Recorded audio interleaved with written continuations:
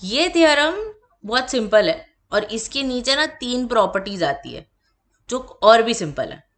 Theorem से ज्यादा simple वो प्रॉपर्टीज है बिकॉज वो लिटरली सम के जैसे काम करता है।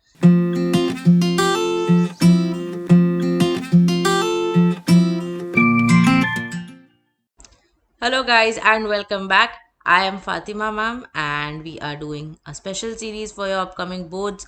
आज का जो लेक्चर है उसमें हम सारे कैलकुलस के थियरम्स देखने वाले हैं।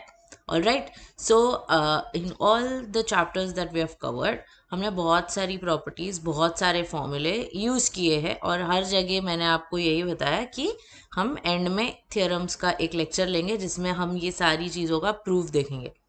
पूछे जाते हैं प्रूफ्स, लेकिन सिर्फ स्टेट बोर्ड वालों को, सीबीएसई को प्रूफ्स नहीं पूछे जाते हैं थियरम्स के, ठीक है। और स्टेट बोर्ड को बहुत इंपॉर्टेंट है क्योंकि बहुत इजी होता है और कुछ कुछ है जो एक्सपेक्टेडली आते ही आते हैं।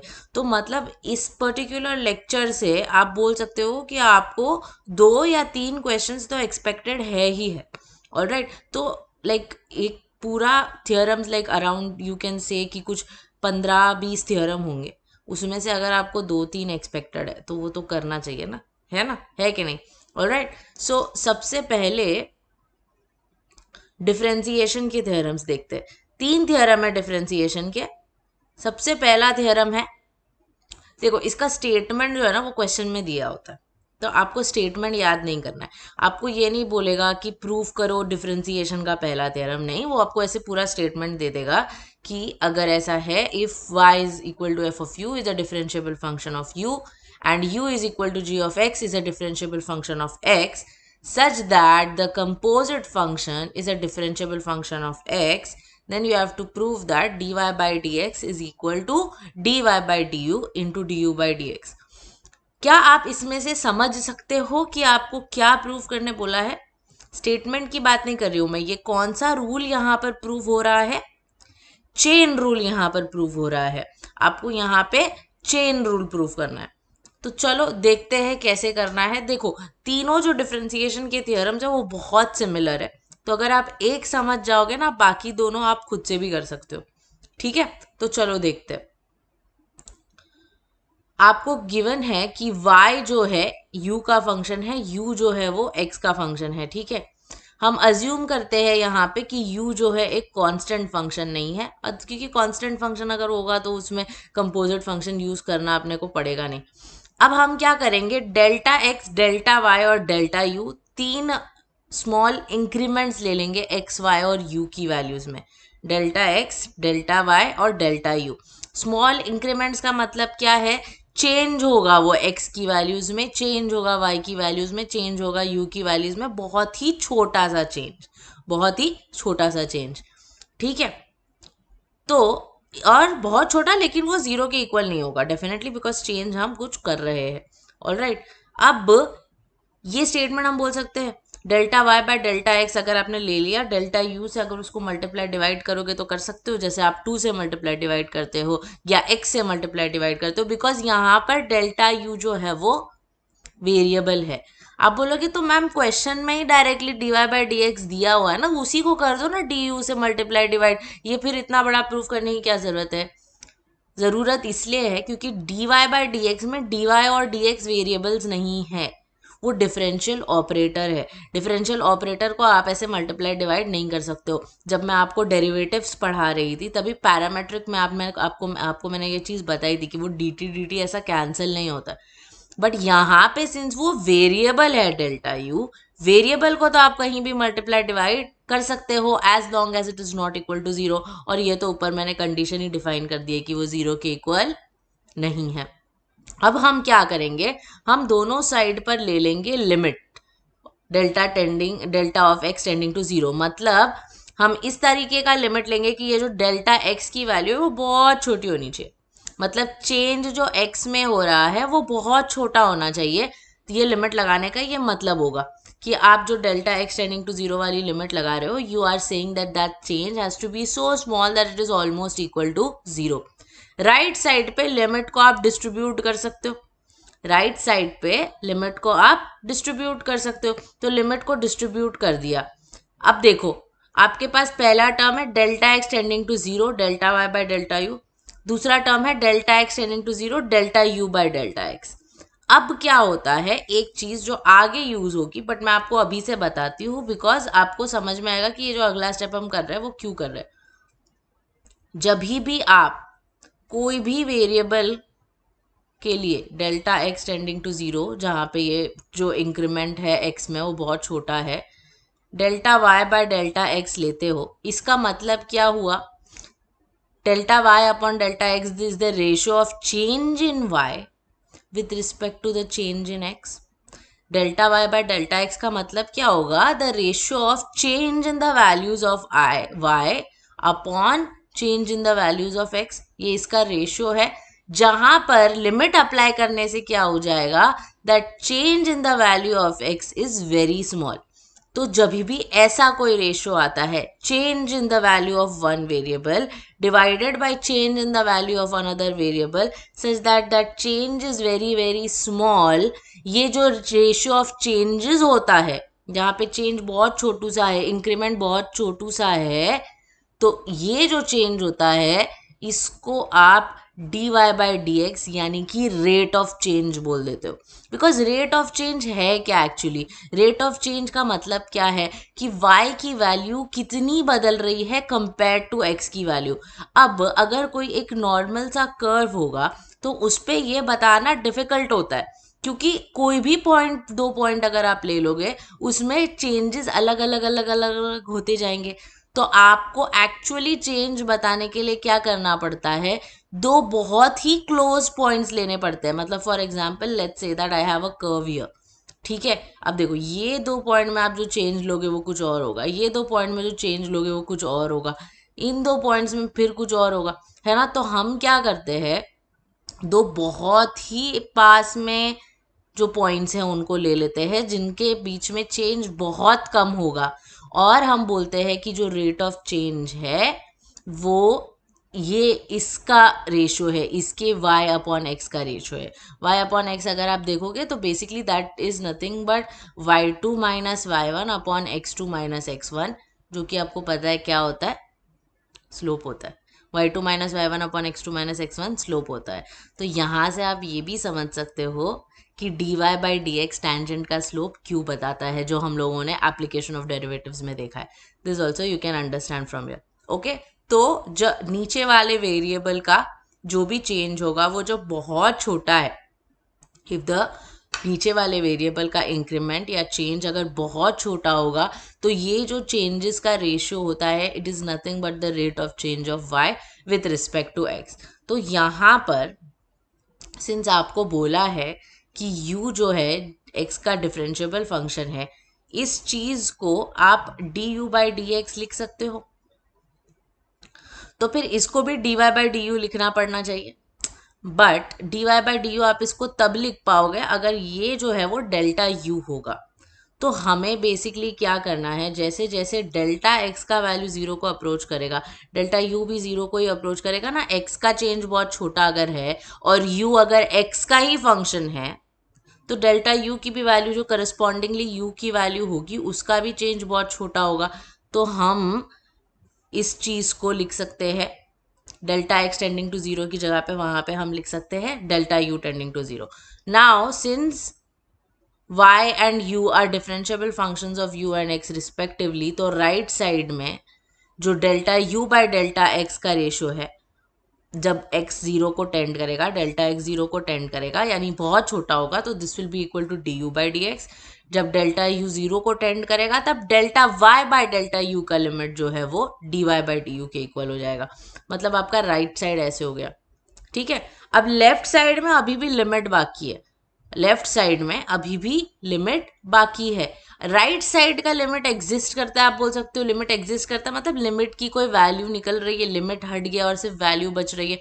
सिंस ये दोनों इक्वल है, क्या आप ये नहीं बोल सकते कि लेफ्ट साइड का लिमिट भी एग्जिस्ट करेगा। अगर राइट साइड का लिमिट एग्जिस्ट कर रहा है और लेफ्ट वाला लिमिट उसके इक्वल है तो वो भी एग्जिस्ट करना चाहिए ना, सेम ही तो है।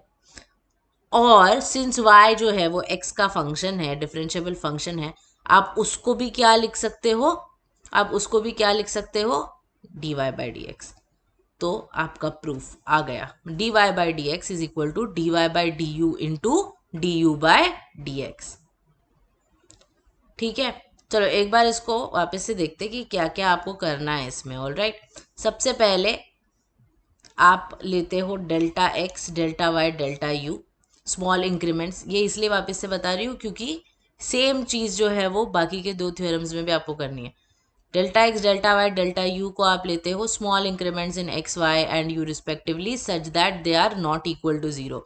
फिर delta y by delta x का टर्म लोगे और उसको डेल्टा यू से मल्टीप्लाई डिवाइड कर दोगे। उसके बाद आप दोनों साइड पे लोगे delta x tending to zero का लिमिट, और इस लिमिट को फिर आप दोनों भी डेल्टास पे बांट दोगे।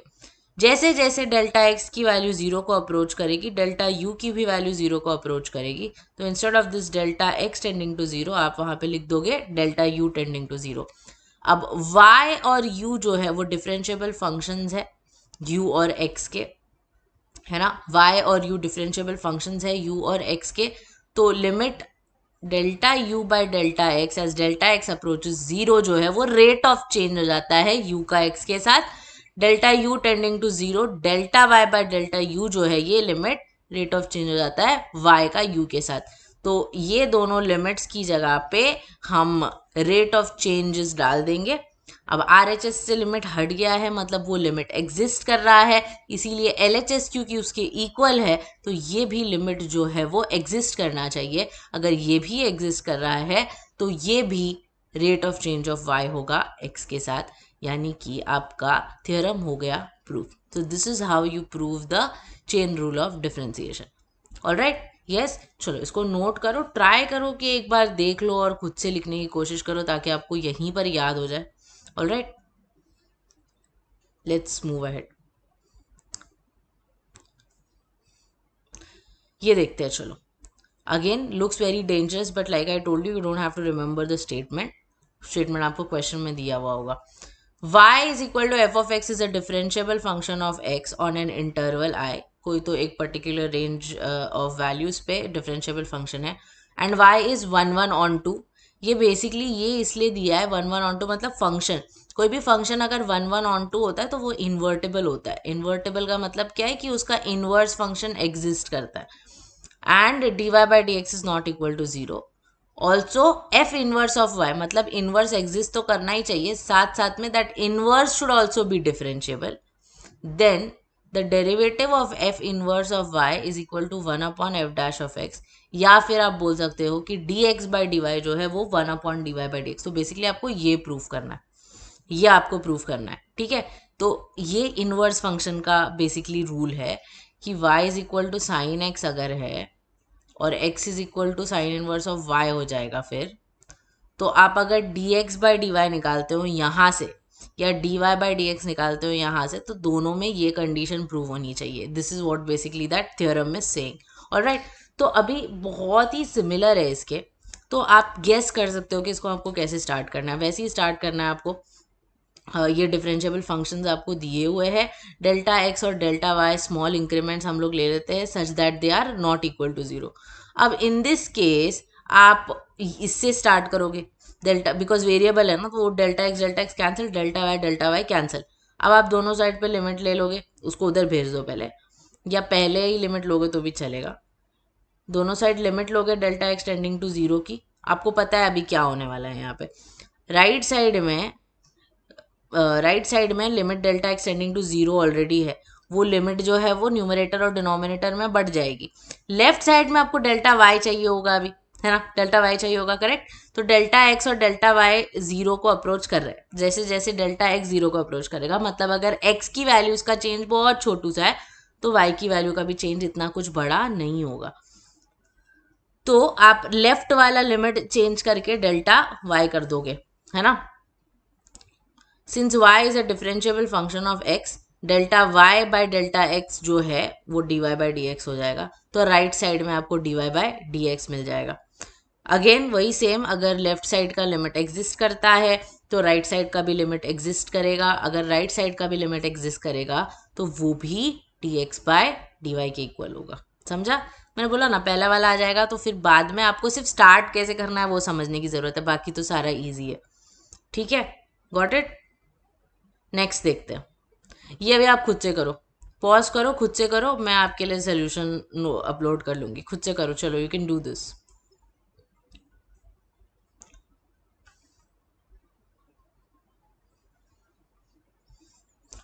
शुरू वैसे ही करना है, स्मॉल इंक्रीमेंट्स लोगे। यहाँ पे अभी आप कैसे स्टार्ट करोगे, इस रिलेशन से स्टार्ट करोगे, मतलब delta y by delta x को delta t numerator denominator divide कर दोगे, फिर लिमिट ले लोगे delta t tending to zero का in this case, alright.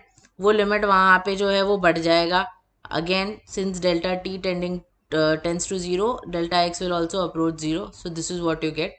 Right side में y और x जो है वो t के डिफरेंशिएबल फंक्शंस है, तो ये dx बाई डी टी और dy बाई डी टी हो जाएगा, मतलब राइट साइड का लिमिट फाइनाइट हो गया है, लेफ्ट साइड का भी लिमिट जो है वो फाइनाइट होना चाहिए, मतलब इसकी जगह पे भी dy बाय डी एक्स आ जाना चाहिए।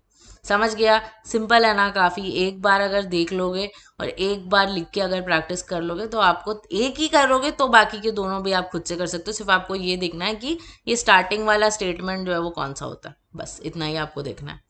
ऑलराइट, यस, चलो, तो तीन ही थ्योरम है डेरिवेटिव्स के, 90% चांस है कि ये तीनों में से एक पूछा जाएगा, ओके। और यूजुअली ना it comes with a question, like अगर फॉर एग्जांपल अगर ये पैरामेट्रिक का आपको पूछा गया है तो आपको बोलेगा कि ये चीज़ ऐसे ऐसे प्रूव करो और इसके साथ में एक क्वेश्चन होगा पैरामेट्रिक का, अगर ये आप प्रूफ कर देते हो, hence find the derivative, hence find d y by d x if x is equal to sine t, y is equal to sec square t, जो भी है what ever, okay.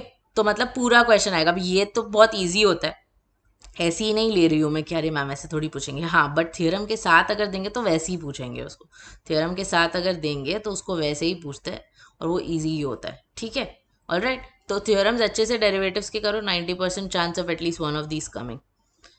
Let's go to indefinite integration now. इसमें काफ़ी सारे हैं, कौन कौन से कितने फ्रीक्वेंटली आते हैं मैं वो भी आपको बता देती हूँ। सबसे पहले ये रूल्स है, लॉज ऑफ इंटीग्रेशन, ठीक है। Integration of f of x plus g of x जो है, you have to prove that that integral can be distributed over f of x as well as g of x, ठीक है। बहुत simple है proof, लेकिन थोड़ा देखो, simple सी चीज़ को प्रूफ करना ना ज़्यादा डिफिकल्ट होता है। If you have to prove a very basic thing, it is difficult to prove it, तो इसीलिए just see how it is going to be done, the proof is not difficult, it is just that you know, आप ये चीज़ इतनी obvious है आपके लिए कि आपको समझ नहीं आता कि हम इसको कैसे प्रूव करेंगे, ये तो मतलब हमने फॉर ग्रांटेड लेके रखा है ना कि ये तो होता ही है, तो इसमें प्रूफ क्या करना है ना। तो let's just have a look कि कैसे करना है। हम लोग क्या करेंगे, एफ ऑफ एक्स के इंटीग्रेशन को अज्यूम करेंगे g one of x plus c one, ठीक है। एफ ऑफ एक्स जो फंक्शन है उसके इंटीग्रल को अज्यूम कर लो g one of x plus c one. By definition of integration, अगर एफ ऑफ एक्स का इंटीग्रेशन है g one of x plus c one, तो g one of x plus c one का derivative होगा f of x, ठीक है। अगर वो उसका इंटीग्रेशन है, मतलब जैसे साइन एक्स का अगर मैं बोलूँ कि इंटीग्रेशन है माइनस कॉस एक्स, तो माइनस कॉस एक्स का डेरिवेटिव हो जाना चाहिए sine x, alright. So that is the rule that I am following. Similarly g of x के इंटीग्रेशन को g two of x plus c two हम ले लेते हैं, तो again g two of x plus c two का जो derivative होगा वो जी ऑफ एक्स के इक्वल होगा।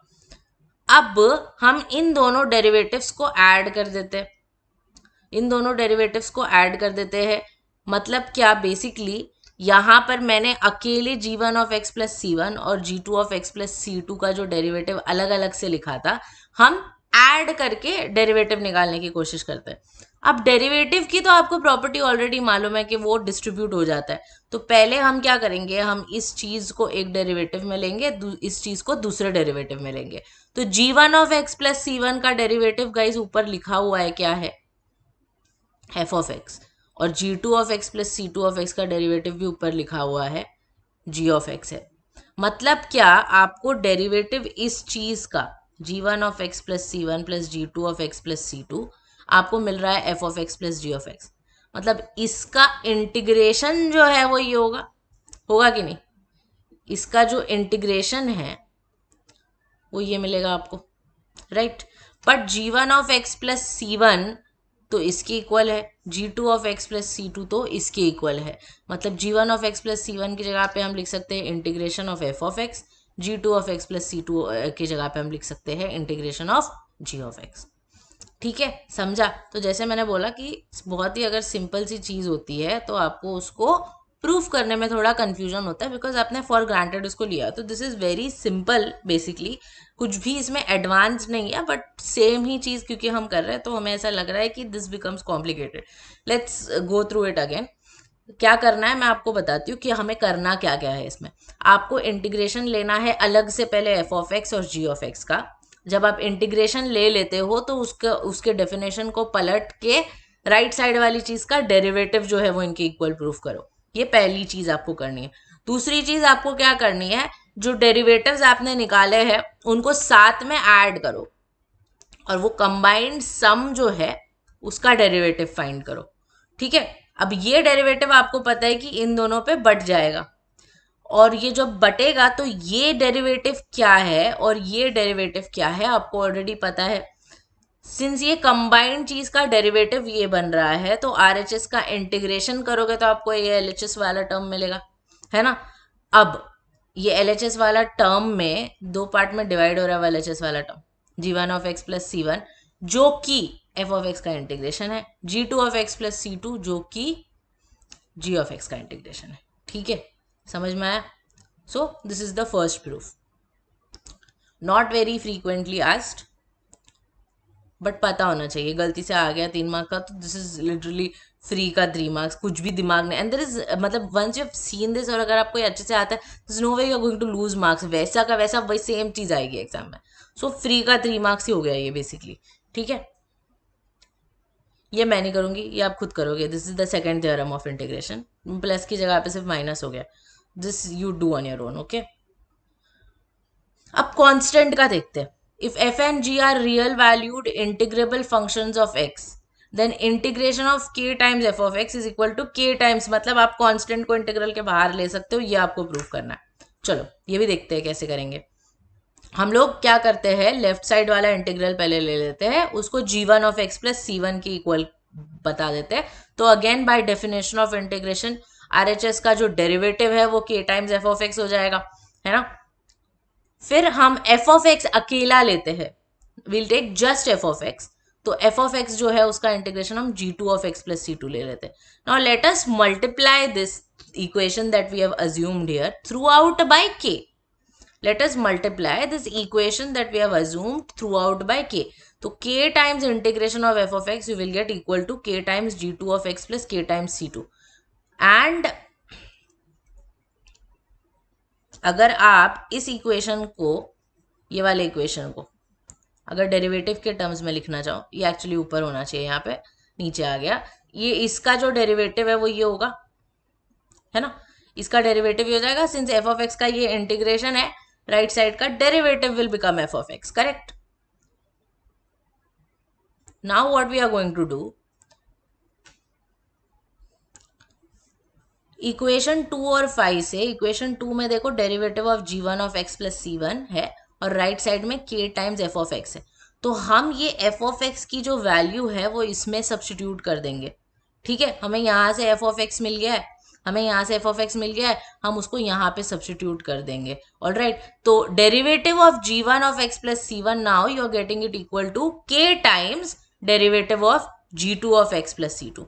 Alright, yes. अब ये k डेरिवेटिव के अंदर जा सकता है, ये तो हमें ऑलरेडी पता है। k कांस्टेंट को डेरिवेटिव के अंदर लेकर जा सकते हो, ये तो आपको ऑलरेडी पता है। तो वो कांस्टेंट को मैंने अंदर ले लिया, I got derivative of k times g2 of x plus k times c2। Now you already no कि ये किसके इक्वल है, derivative of g1 of x plus c1 किसके इक्वल है, इसके इक्वल है।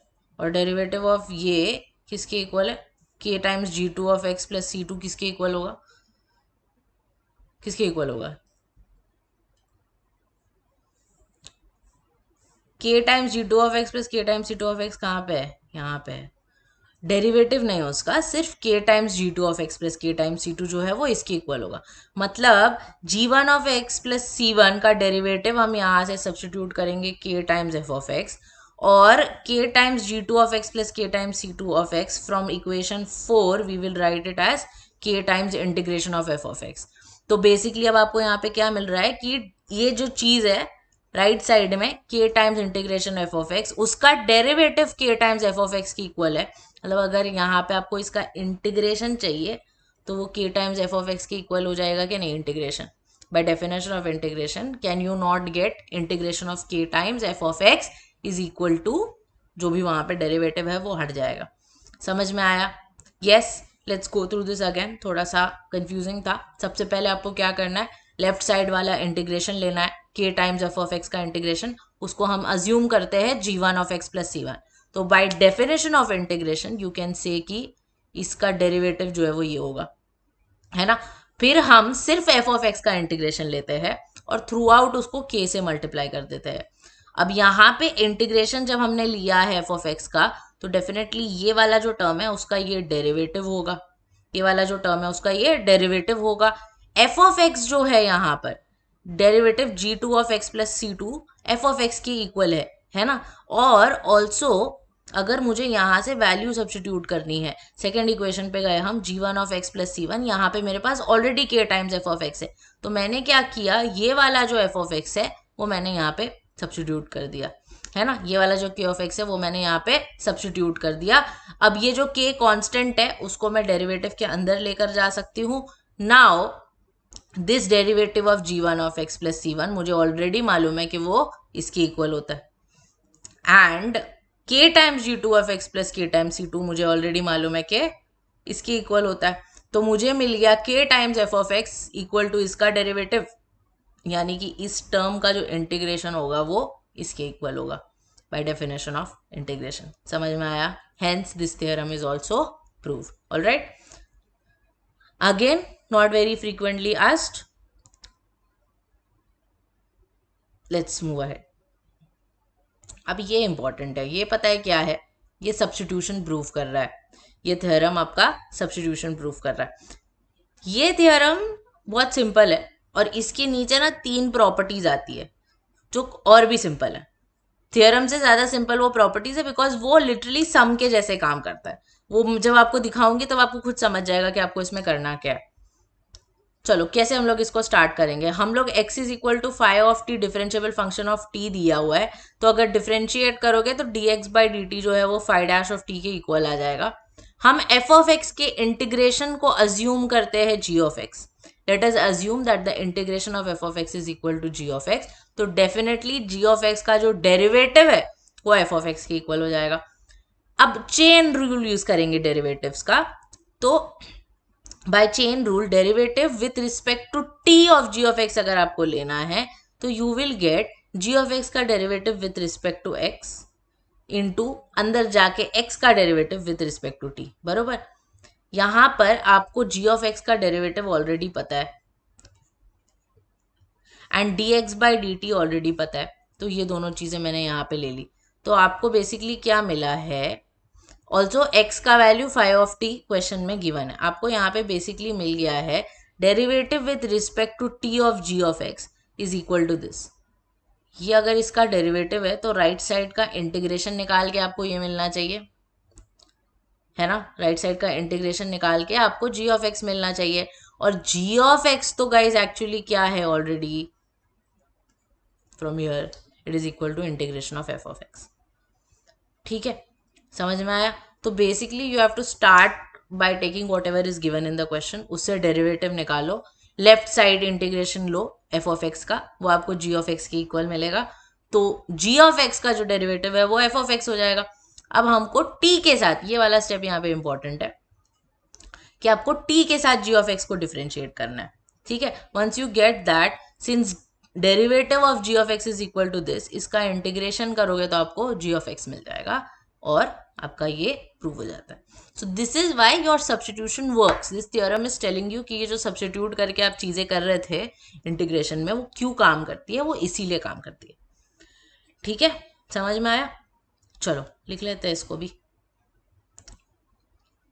इसकी जो प्रॉपर्टीज है वो मैं सिर्फ ये बताऊंगी, वो भी आप खुद से भी बता सकते हो मुझे। ये बेसिकली क्या बोल रहा है, integration of f of a x plus b is 1/a times g, मतलब जो कोएफिशिएंट को डिवाइड करते हैं ना, साइन 3x का अगर इंटीग्रेशन आता है तो आप माइनस कॉस 3x अपॉन 3 लिख दे, तो ये क्यों कर सकते हो ये बता रहा है ये।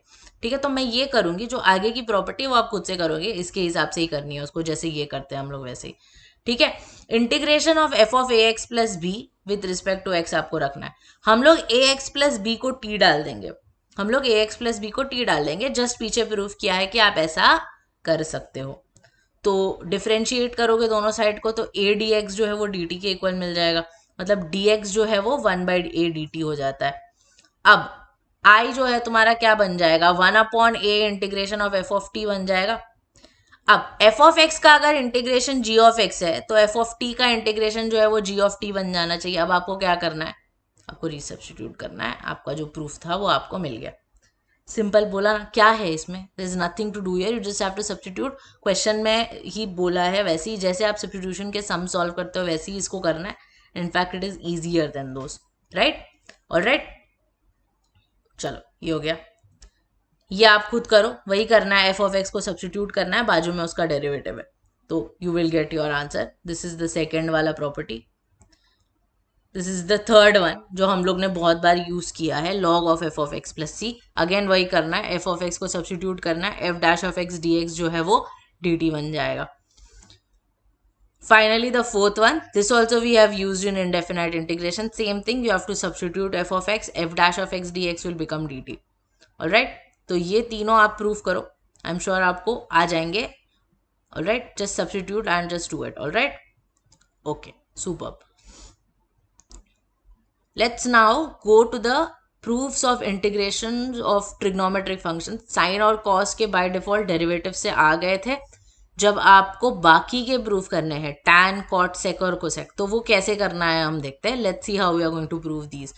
अब tan और cot का तो बहुत सिंपल है, और अगर आपने देख लिया ना तो वो आपको उसके फॉर्मूला याद करने में भी आपकी हेल्प करता है। ऑलराइट, सो लेट्स सी कैसे करना है, हम लोग देखते हैं। तो सबसे पहले tan x का देखते हैं। tan x का इंटीग्रेशन क्या होता है, log of sec x plus c. बहुत सिंपल है, कैसे आता है ये, this very easy. tan x को अगर आप लेते हो and let us write it as sin x upon cos x, ठीक है। अब समझ गया, नीचे का डेरिवेटिव ऊपर एडजस्ट कर सकते हो। नीचे का डेरिवेटिव ऊपर एडजस्ट कैसे करोगे, माइनस साइन से दोनों को मल्टीप्लाई कर दोगे, तो cos x का माइनस साइन x ऊपर आ गया, बाहर एक माइनस साइन ऑलरेडी है, आपका क्या हो गया, minus log of cos x plus c. Minus को अगर आपने पावर में ले लिया log x के cos x के, तो cos x raise to -1 is nothing but 1 upon cos x। 1 upon cos x guys होता है log of sec x plus c. बस that's it, this is the proof, this is the entire proof. इतना ही आपको करना है बस। sec x का देखते हैं, cot x का खुद से करो, सेम ही होगा वो। cot x को cos x upon sin x करोगे, उसमें तो माइनस साइन करना भी नहीं पड़ेगा। ये देखते हैं, ये थोड़ा लंबा जाएगा। देखो, दो फॉर्मूला होते हैं sec x के इंटीग्रेशन के, एक होता है log of sec x plus tan x, और दूसरा होता है ये log of tan π/4 plus x/2। ठीक है, तो लेट्स सी, sec x से हम लोग स्टार्ट करते हैं, और हम लोग क्या करेंगे, हम लोग sec x plus tan x से मल्टीप्लाई डिवाइड करेंगे। क्यों करेंगे, बिकॉज न्यूमरेटर में अभी sec square x plus sec x tan x बन गया। ये नीचे का डेरिवेटिव है कि नहीं, tan x plus sec x का डेरिवेटिव क्या होगा, वही तो होगा, ये लो log of sec x plus tan x आ गया। ठीक है, अब इसको कैसे लाना है, tan π/4 प्लस x/2 कैसे लाएंगे। तो बेसिक कैलकुलस के डेरिवेटिव पे जाते, sec x plus tan x अगर है, और अगर इसका आप डेरिवेटिव निकालना होता तो, या फिर अगर इस पे हम लोग को रिड्यूस करना होता, तो हम लोग कहाँ से स्टार्ट कर रहे होते, ऐसा कुछ होता हमारे पास 1 upon cos x plus sin x upon cos x। तो इसको अगर मैंने एक सिंगल ब्रैकेट में लिख दिया 1 plus sin x upon cos x, यहाँ पे आप फॉर्मूला यूज कर सकते हो। कौन सा फॉर्मूला यूज करोगे,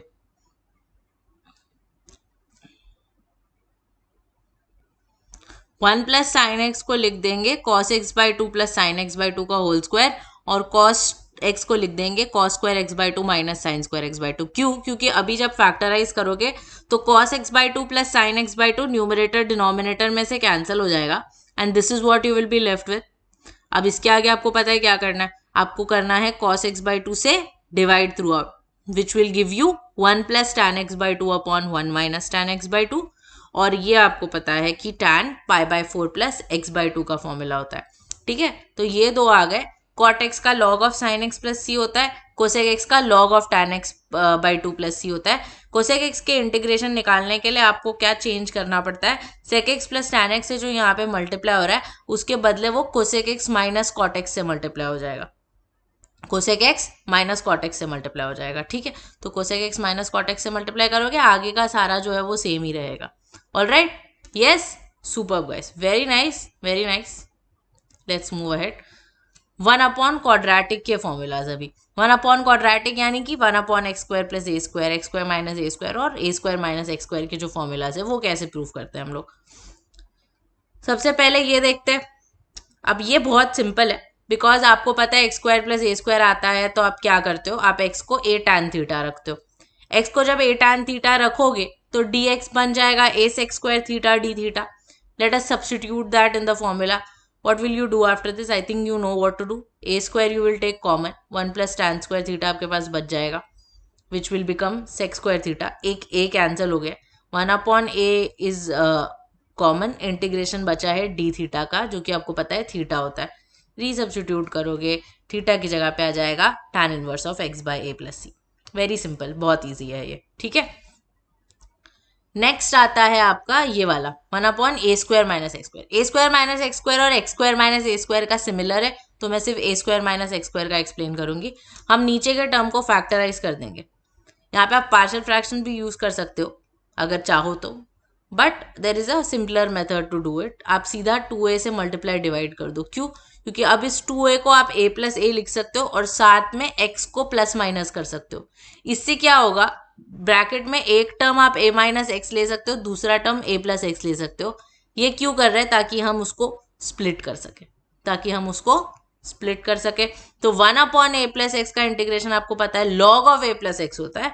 1 अपॉन ए माइनस एक्स का minus log of a minus x होगा। Why minus? बिकॉज एक्स के कोएफिशिएंट से आपको डिवाइड करना होता है। -1 को डिवाइड मल्टीप्लाई एक ही चीज हो गई। लॉग की प्रॉपर्टी यूज करो, आ गया। समझा?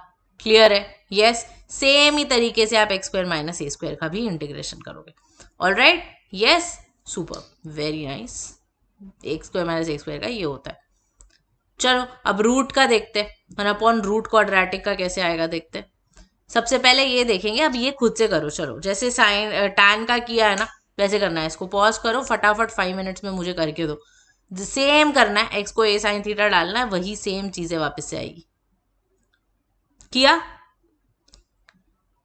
क्या आएगा? x is equal to a sine theta d x a cos theta d theta बन गया। ये आपको ऐसे आ गया, कॉमन ले लोगे, this is what you get. Again you get the integration of d theta. In this case there is no a outside because वो cancel हो गया, and here you go, sin inverse of x by a plus c. Very easy. या अब plus वाला देख लेते हैं, x square plus a square. Again x square minus a square will be very similar to this. So now what we are going to do, it is the same thing. आपको पता है x square plus a square अगर है तो आपको substitution तो x is equal to a tan theta ही करना है, d x a sec square theta d theta ही रहेगा। आपका आई आ गया, कॉमन आ जाएगा, and you are now left with the only difference is instead of just d theta you are left with an extra sec, but you already know the integration of sec ना, log of sec theta plus tan theta. यहाँ पे एक plus के ले लेते। Why you are taking k? You will understand that in a minute. Because वो constant थोड़े आगे एडजस्ट हो जाते हैं, तो इसीलिए हम पहले से c नहीं लेंगे, कांस्टेंट्स थोड़े बाद में एडजस्ट होते हैं। सेक थीटा को square root of 1 plus tan square theta लिख सकते हो। क्यों कर रहे हैं हम लोग ऐसा? हम लोग इसलिए कर रहे हैं बिकॉज हमने सब्स्टिट्यूशन जो है वो टैन थीटा का किया हुआ है। तो now you can resubstitute your tan theta. Tan square theta की जगह पे x square by a square आ जाएगा, टैन थीटा की जगह पे एक्स बाय ए आ जाएगा। इसको थोड़ा सा सॉल्व करते हैं एलसीएम लेके, तो a square plus x square upon a square हो जाएगा।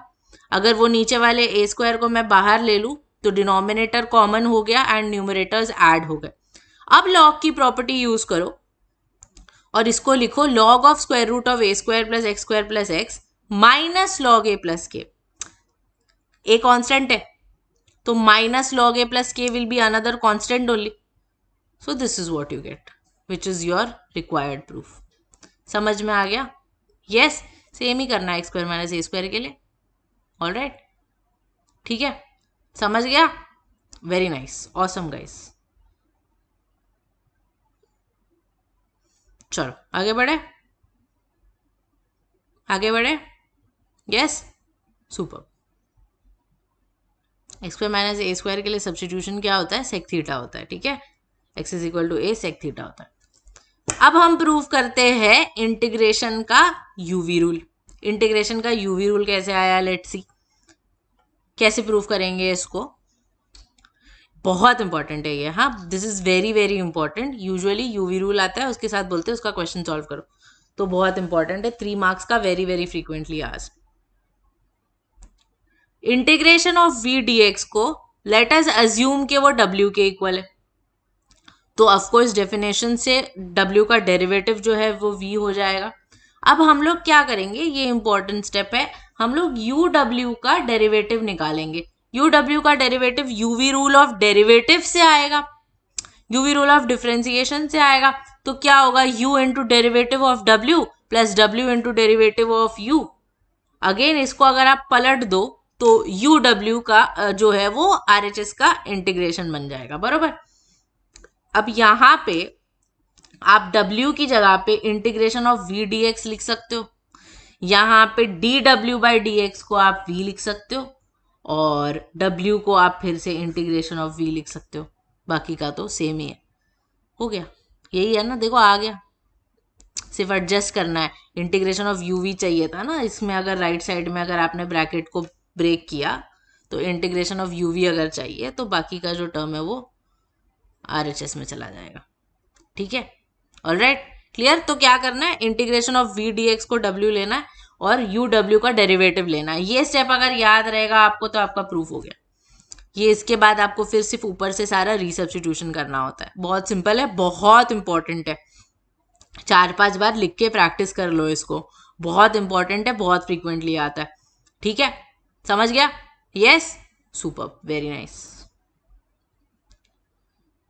ये तो और भी सिंपल है, और ये भी आता है बहुत फ्रीक्वेंटली। मैं आपको बताया था e raise to x f of x का जब इंटीग्रेशन हम लोग कर रहे थे, तब I told you that this is one of my favourite things of integration, favourite exercise, favourite property, because इतना छोटू सा होता है ना वो, और बहुत ही ऑब्वियस होता है। तो मैंने आपको तभी बोला था, कभी कभी ना एकदम ही सिंपल क्वेश्चन दे देंगे वो लोग उसमें, बट एकदम ही सिंपल क्वेश्चन ऐसे 1 मार्क के लिए नहीं देंगे। एकदम ही सिंपल क्वेश्चन जब देते हैं तब थ्योरम के साथ देते हैं, तो तब 3 मार्क का क्वेश्चन देंगे, थ्योरम होगा उसमें, और उसमें एक वो प्रॉपर्टी का क्वेश्चन देंगे सॉल्व करने के लिए। तो थ्योरम आना चाहिए ना, क्वेश्चन के मार्क्स तो चाहिए। अगर आपको सीधा सीधा e raise to x into sine x plus cos x का बोला इंटीग्रेशन निकालना है और थ्योरम के साथ है, थ्योरम तो आपको नहीं आता, तो क्वेश्चन भी आप नहीं करोगे, दूसरा क्वेश्चन ले लोगे ऑप्शन में। उससे बेटर थ्योरम कर लो ना, ताकि क्वेश्चन भी करने मिल जाए। और बहुत ईजी है ये, ठीक है। हम लोग e raise to x f of x को ना टी अज्यूम करते हैं। जब आप दोनों साइड पे डिफ्रेंशिएट करोगे तो लेफ्ट साइड में क्या आएगा, e raise to x, UV rule लगेगा ना, e raise to x f of x plus e raise to x into f dash of x, ये d t by d x के equal है। हो गया, अगर वो उसका डेरिवेटिव है टी का एक्स के साथ, तो लेफ्ट वाली चीज जो है वो टी का इंटीग्रेशन होगा, और टी आपको पता है कि क्या है। हो गया, इतना ही है। पता है क्या है बेसिकली, ये इसको ना उल्टा प्रूफ कर रहे हैं हम लोग कि e raise to x f of x का जब आप डेरिवेटिव निकालते हो तब आपको वो चीज मिलती है जो लेफ्ट में है। तो बेसिकली उसको ना बाय डेफिनेशन ऑफ इंटीग्रेशन से इसको प्रूफ किया कि आप जब e raise to x sine x लेते हो तब उसका डेरिवेटिव क्या आता है, e raise to x sine x plus e raise to x cos x ना। तो अभी इस चीज का इंटीग्रेशन निकालोगे तो आपको तो e raise to x sine x ही आएगा। तो बेसिकली उसको उल्टा प्रूफ किया इस प्रॉपर्टी को, इसीलिए बहुत simple. I told you this is my favourite thing in entire integration, ठीक है। समझ गया, yes, understood, alright, very important, very easy, बहुत छोटा है, आई थिंक आपको समझ गया होगा और याद भी हो गया। Before we go to definite integration, हमें देखने हैं रूट क्वाड्रेटिक के फॉर्मूले।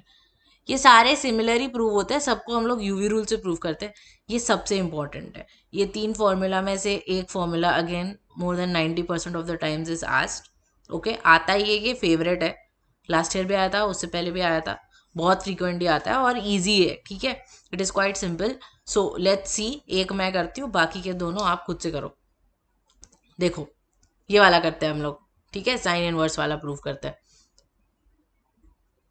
Root of a square minus x square, अगर यूवी रूल से बोल रहे हो तो मतलब बाजू में आपको एक 1 अज्यूम करके चलना पड़ेगा। यू क्या होगा, वी क्या होगा इसमें, ऑब्वियस सी बात है, इसका जब आपको पता ही नहीं है तो ये u होगा और 1 जो है वो आपका v होगा। तो बाय यूवी रूल क्या आ जाएगा, square root of a square minus x square, v का इंटीग्रेशन माइनस वही फिर बड़ा वाला इंटीग्रेशन अंदर 1 का इंटीग्रेशन और square root of a square minus x square का डेरिवेटिव प्लस योर कांस्टेंट। ठीक है, अब आप सबको 1 का इंटीग्रेशन पता है x होता है और root of a square minus x square का डेरिवेटिव क्या हो जाएगा, 1/2 root a square minus x square, और अंदर जाके इसका जब लोगे तो इसका आ जाएगा इंटीग्रेशन डेरिवेटिव -2x। ठीक है, अब ये 2 कैंसिल हो जाएंगे और माइनस एक्स स्क्वायर जो है आप उसको यहाँ पे लिख सकते हो। माइनस माइनस प्लस क्यों नहीं किया मैंने, क्योंकि अब मैं यहाँ पे करूंगी ए स्क्वायर को ऐड और सब्ट्रैक्ट। अब मैं यहाँ पे करूंगी ए स्क्वायर को ऐड और सब्ट्रैक्ट। क्यों करूंगी मैं ऐसा, मैं इसलिए करूंगी क्योंकि now I can split this a square minus x square upon square root of a square minus x square एक टर्म होगा और ये जो है वो दूसरा टर्म होगा। क्यों होगा ऐसा, क्योंकि अब अगर मैंने ये इंटीग्रल मेरा बांट दिया तो यहां पर तो मेरा क्वेश्चन रिपीट हो गया और ये जो चीज है उसका मुझे इंटीग्रल ऑलरेडी आता है, मैंने प्रूव किया है इस चीज को। तो मैं क्या करूंगी, इसको आई लिख दूंगी और इसका मुझे मालूम है ए स्क्वायर कॉन्स्टेंट 1/√ऑफ a square minus x square का इंटीग्रेशन जो है वो sine inverse of x by a होता है। माइनस आई को लेफ्ट साइड में लेके आ जाओ, 2i आपको मिल गया, थ्रू आउट आप 2 से डिवाइड करो, this is what you get, k/2 is a constant which you can write as c। समझा, काफी इजी। तो इंपॉर्टेंट स्टेप यहाँ पे पता है कौन सा है, सबसे पहले जो यूवी यूज हो रहा है वो, और फिर यहाँ पे जो आप ए स्क्वायर ऐड और सब्ट्रैक्ट कर रहे हो वो, बस इसके अलावा आपको कुछ याद नहीं करना है, सारा अपने आप जो है वो स्मूथली मस्के की तरह सॉल्व हो जाएगा। क्लियर है, क्लियर है, यस, अमेजिंग। बाकी के 2 भी ऐसे ही होंगे, जो टर्म आपको चाहिए उसका इंटीग्रेशन जो है वो आ जाएगा एंड में। Alright, yes, super, very nice guys, very nice. Let's go to definite integration now. अब डेफिनाइट इंटीग्रेशन में हमें क्या करना है, जितनी सारी प्रॉपर्टीज है उनके प्रूफ्स देखने। स्टार्टिंग की जो प्रॉपर्टीज है ना उनके प्रूफ बहुत इजी है, सिर्फ 2 प्रॉपर्टीज है जिनके थोड़े लंबे जाते हैं, विच is your even odd function वाला और वो डबल वाला। ठीक है, वही 2 प्रॉपर्टी के जो प्रूफ है वो थोड़े से लंबे जाते हैं, बाकी सारे बहुत सिंपल है। ऑलराइट, सो लेट्स सी, पहले बाकी के सारे निपटा देते हैं और सब सेम ही तरीके से होते हैं। एफ ऑफ एक्स का ए से लेके ए तक इंटीग्रेशन आपको 0 प्रूफ करना है। ठीक है, मैं आपको बताऊंगी ना कि ये कैसे होता है, आप खुद सोचोगे कि मैम ऐसे क्यों क्यों करना ही क्यों है, फिर इतना सिंपल है ये तो। एफ ऑफ एक्स को ना हम एफ ऑफ एक्स के इंटीग्रेशन को हम जी ऑफ एक्स अज्यूम करते हैं।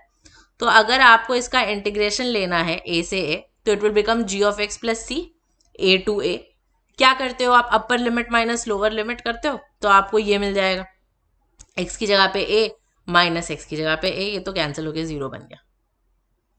मैम सीरियसली, यस सीरियसली यही करना है, यही है इसका प्रूफ। ओके, और कुछ भी नहीं है। अगेन इतना फ्रीक्वेंटली पूछा नहीं जाता है। ठीक है, ये कैसे करना है, ये तो बहुत सिंपल है। वैसे पहला वाला समझ गया ना, अब आप खुद बता सकते हो। वही करोगे, integration of f of x को आप जी ऑफ एक्स अज्यूम करोगे। तो ए से लेके बी अगर आपको करना है तो आपको g of b minus g of a मिल जाएगा, है ना। अब अगर आप इसको उल्टा कर देते हो तो इसका जो इंटीग्रेशन है g of a minus g of b, ये आपको कैसे मिलेगा, बी से लेके ए तक जब आप एफ ऑफ एक्स को इंटीग्रेट करोगे वैसे ही मिलेगा, है ना। एक और चीज आप कर सकते हो, अगर आप ये स्टेप नहीं करना चाहते तो आप अलग से जो है इस वाले टर्म का इंटीग्रेशन ले सकते हो and you can prove that इसके इक्वल आता है, वो वैसे भी कर सकते हो। ठीक है, ऑलराइट, सुपर, अमेजिंग गाइस। ये बेसिकली वेरिएबल आप जो है वो सब्स्टिट्यूट कर सकते हो, this is the proof for that. वही सेम करना है, जी ऑफ एक्स की इक्वल करना है। ये देखो, ये g of b minus g of a की इक्वल आएगा। एफ ऑफ टी अगर लोगे तो वो भी g of b minus g of a के इक्वल आएगा। यानी ये तो मैंने आपको ऑलरेडी एक्सप्लेन किया था, वही करना है जो मतलब लॉजिकली जो हम सोच रहे हैं कि वो क्यों होता है ट्रू, वही चीज आपने लिख कर दिखा दी है उनको। ठीक है, ये भी वैसे ही होगा। अभी आप इंटीग्रेशन ले लो इसका, राइट साइड वाली चीज का इंटीग्रेशन लो, you will get g of c, या आप सब्स्टिट्यूट करोगे तो जी ऑफ सी मिलेगा आपको, g of b minus g of a मिल जाएगा, जो कि आपको पता है कि ए से लेके बी तक एफ ऑफ एक्स का इंटीग्रेशन होता है। ठीक है, समझ में आया, ऑलराइट। बाकी सारी चीज़ें तो वहाँ से कैंसिल हो जाएगी. This is also very nice way of just seeing कि कांस्टेंट तो कैंसिल हो जाता है, इसीलिए वो बचता नहीं है कभी डेफिनाइट इंटीग्रेशन में. ऑलराइट, आपने अभी तक जितने प्रॉब्लम देखे सब में वही हुआ है कि कांस्टेंट लिया तो था आपने, बट वो तो कैंसिल हो गया. ठीक है, समझा? Super, very nice. ये अब थोड़ा अलग है, बट ये और इसका अगला वाला ये करूंगी. जो अगला वाला a माइनस एक्स है वो आप करोगे, मैं नहीं करूंगी. a plus b minus x को ना integration of f of x हम जी ऑफ एक्स ले रहे हैं. ये वाले टर्म का इंटीग्रेशन निकालते हैं. a plus b minus x को t रखो, तो डेरिवेटिव अगर निकालोगे तो माइनस डी एक्स जो है वो डी टी के इक्वल बन गया. लिमिट्स चेंज हो जाएगी. x जैसे जैसे a को अप्रोच करेगा, यहाँ पे अगर आप x का वैल्यू a डालोगे तो t का वैल्यू क्या होगा, a और a कैंसिल हो जाएंगे, b बचेगा. सिमिलरली x का वैल्यू b डालोगे तो t का वैल्यू a को अप्रोच करेगा. तो आपका इंटीग्रल क्या बन गया है, b से लेके a f of T minus D T. अब आपको क्या लगता है क्या करना चाहिए, ये माइनस साइन को इंटीग्रल के बाहर लो. ये पलट गया, प्रॉपर्टी पता है ना, ये भी पीछे देखा है. अगर माइनस साइन बाहर होता है तो आप आपकी लिमिट्स को घुमा सकते हो. और f of T D T को क्या लिख सकते हैं हम, एफ ऑफ एक्स लिख सकते हैं. इसका प्रूफ है ना, तो पूरा हर चीज लिखना पड़ेगा. ये क्यों कर सकते हैं, because of this property. Also then this becomes equal to f of x d x, because again that property we have already seen. ठीक है, समझ गया? तो आपको मिल गया f of a plus b minus x जो है वो a to b f of x d x के इक्वल मिल गया. समझ गया? यस, क्लियर है? ऑलराइट, ए माइनस एक्स को भी ऐसे ही प्रूफ करना है. ए माइनस एक्स वाला जो रहेगा उसको भी ऐसे ही आपको प्रूफ करना है. ठीक है, बहुत सिंपल है. बस आपको again the only important step here is this substitution. बाकी उसके आगे तो अपने आप होते जाएगा सारा. ऑलराइट, ये अभी आप खुद से करोगे, मैं नहीं करूंगी. चलो अब ये देखते हैं. थोड़ा लंबा है, इजी है बट थोड़ा सा लंबा है. माइनस ए से लेके ए एफ ऑफ एक्स जो है, आप उसको जीरो पे ब्रेक कर सकते हो, कर सकते हैं ना. माइनस ए से लेके zero F of x d x plus zero से लेके एफ ऑफ एक्स. अब जो पहला वाला इंटीग्रल है ना उसको हम अलग से ले लेते हैं और इसमें एक्स की जगह पे माइनस टी डाल देते हैं. एक्स की जगह पे माइनस टी डालोगे तो डी एक्स बदल के माइनस डी टी बन जाएगा. और उसके साथ साथ एक्स जैसे जैसे माइनस ए को अप्रोच करेगा, जैसे टी जो है वो ए को अप्रोच करने लगेगा. सो और एक्स जब जीरो को अप्रोच करेगा तो टी भी जीरो को अप्रोच करेगा. सो this is what you will gate. अब तो अगला स्टेप आपको समझ गया होगा. माइनस साइन बाहर आ जाएगी अगर, तो ये जीरो टू ए हो जाएगा, बराबर, because of this property. Now this I1 let us substitute in the original integral. ये जीरो से लेके a f of x d x मिल गया है ना. वही दो स्टेप जो है वो हमने रिपीट किया, माइनस साइन से उसको पलटने वाला और टी को एक्स बनाने वाला. तो इसको अब मैं अपने ये वाले चीज में वापस से डाल देती हूँ. माइनस ए से लेके zero F of x d x मुझे मिल गया है, जीरो से लेके a f of this should be minus x, f of minus x d x के इक्वल मिल गया. अब ये लिमिट सेम है तो आप इसको कंबाइन कर सकते हो, है ना. आप इसको एक सिंगल इंटीग्रल में लिख सकते हो. ऑल्सो नाउ यहाँ पे अगर अभी एफ ऑफ एक्स इवन होगा, एफ ऑफ एक्स अगर इवन होगा तो एफ ऑफ माइनस एक्स और एफ ऑफ एक्स इक्वल आएंगे. मतलब ये जो इंटीग्रल है वो two times zero to f of x हो गया. और अगर एफ ऑफ एक्स ऑड है तो f of minus x minus F of x के इक्वल होगा और वो तो कैंसिल हो जाएगा. समझ गया? तो इसमें आपको क्या क्या करना है, सबसे पहले आपका जो इंटीग्रल है उसको जीरो पे ब्रेक करना है. जो पहला वाला इंटीग्रल है आप उसको लोगे, उसमें एक्स की जगह पे माइनस टी डालोगे, लिमिट्स चेंज हो जाएगी. जीरो से ए से जीरो हो गई, लिमिट्स ए से जीरो हो गई, because there is a minus sign outside. आप उसको पलट के जीरो से ए कर दोगे, टी को फिर से एक्स में बदल दोगे, है ना. टी को फिर से एक्स में बदल दोगे और आपको मिल जाता है फिर एफ ऑफ माइनस एक्स का इंटीग्रेशन. ओरिजिनल वाले जो स्टेटमेंट आपने जिससे स्टार्ट किया था उसमें आप उसको सब्स्टिट्यूट करो, तो जीरो से लेके a f of minus x और जीरो से लेके ए एफ ऑफ एक्स के आपको दो अलग अलग इंटीग्रल्स मिल जाते हैं. मतलब F of minus x plus F of x का आपको सम मिल रहा है ना. अब अगर इवन होगा तो एफ ऑफ माइनस एक्स जो है वो एफ ऑफ एक्स के इक्वल होगा, यानी कि डबल आ जाता है एफ ऑफ एक्स का आपके पास. और अगर ऑड होगा तो माइनस हो जाएगा जो कि कैंसिल आउट हो जाएगा और जीरो देगा आपको आंसर. काफी सिमिलर और काफी सेम है ना. यस, ऑलराइट, इसको लिख लो बिकॉज इसका अगला वाला जो है वो इसी के सिमिलर है. चलो देखते हैं इसको अभी। तो आप स्टार्ट करोगे राइट साइड से, फिर से 0 से लेके a f of x plus 0 से लेके a f of 2a minus x है। F of 2a minus x को लो, 2a माइनस एक्स को हम डाल देंगे टी, 2a माइनस एक्स को हम डाल देंगे टी। आपको पता है अभी क्या होगा, minus D x D T बन जाएगा। x जब 0 को अप्रोच करता है, यहाँ पे x जब 0 को अप्रोच करेगा तो t की वैल्यू 2a होगी, और जब x a को अप्रोच करेगा तब t की वैल्यू a होगी। तो इंटीग्रल मेरा बन गया, दिस इज 2a से लेके a f of T into minus D T, बरोबर। ये उल्टा कर दोगे, माइनस साइन बाहर ले लोगे तो a से लेके 2a हो गया, which will be of course equal to this, a से लेके 2a f of x d x, बरोबर। Now let us put it there, this is what you get, 0 से लेके a f of x plus a से लेके 2a f of x, बरोबर। हो गया, डन, दैट्स इट, आ गया। ये proof is different from the property that we used in the question. The property that we used in the question was either it is equal to 2 times f of x or it is equal to 0. तो अगर आपको वो चीज़ prove करने बोली है तो वो इसके आगे आएगी, ठीक है, वो आप एक्स्ट्रा चीज़ इसके साथ लिख सकते हो, बट टेक्स्ट बुक में प्रॉपर्टी तो यही है, तो आप यही यूज़ कर सकते हो सीधा। रिवाइज कर ले एक बार, जो राइट साइड में इंटीग्रल दिया था उससे स्टार्ट किया, सेकेंड वाले इंटीग्रल को हमने लिया, 2a माइनस एक्स को हमने डाल दिया t, चेंज होगा लिमिट वगैरह। फिर उसके बाद तो जो स्टार्टिंग से करते आ रहे वही करोगे, माइनस साइन बाहर लोगे, उसको पलट दोगे, टी को जो है वो एक्स में बदल दोगे, और जो मिला है उसको फिर यहाँ पे डाल दो। अब यहाँ पे बहुत अच्छी चीज़ ये हो रही है कि 0 से लेके a और a से लेके 2a हो जा रहा है, तो आपको पता है कि इसको तो आप सीधा 0 से लेके 2a लिख सकते हो, जो कि आपका लेफ्ट साइड है। समझ गया, क्लियर है? Yes, all right, super. So with that we come to the end of today's class on theorems, and we also come to the end of this particular series. I hope you enjoyed it, and I hope it gives you confidence to attempt calculus questions in your board papers. Thank you so much for staying with me, guys. I wish you all the very best for your board exams. Do well. अगर आपको इसमें कोई भी doubt है, या if a theorem that I've given to you to solve on your own, if you have some problem with it, please get back to me. I'll be happy to help you with it. Thank you so much for watching, guys. बहुत मज़ा आया आपको ये पढ़ाने, I hope आपको भी आया होगा. I'll see you very soon. Until then, God bless you. Take care and stay safe. Good luck. Exam में फोड़ के आना.